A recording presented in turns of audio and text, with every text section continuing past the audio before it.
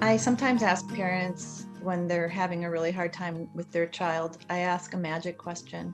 And the magic question is, what do you have the hardest time having empathy for your child?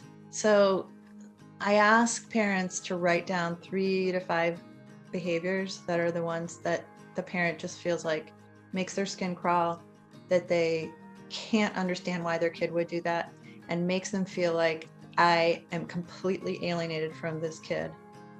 And when we write them down, we can see some of them are in clusters and they're related to 1 or 2 or possibly 3 big themes. And I ask, which one is the most problematic? Which one is the one that really sets you off?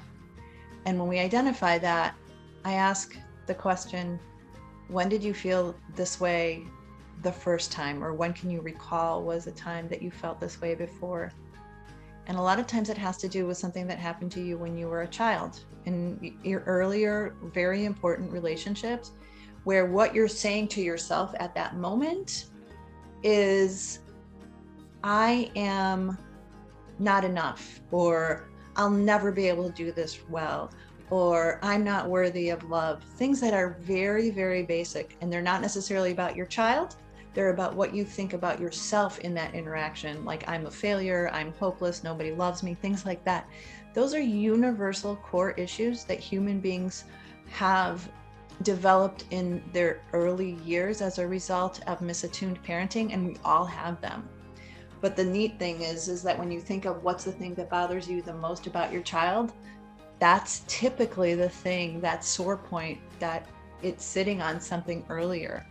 And so the remedy for that is to be aware of that and to have self-compassion for yourself. That's why you react this way, and that you deserved more acceptance, more understanding, more accompaniment as a child, less judgment, maybe less over responsibility, or whatever it was that made it untenable for you to feel just accepted the way you are.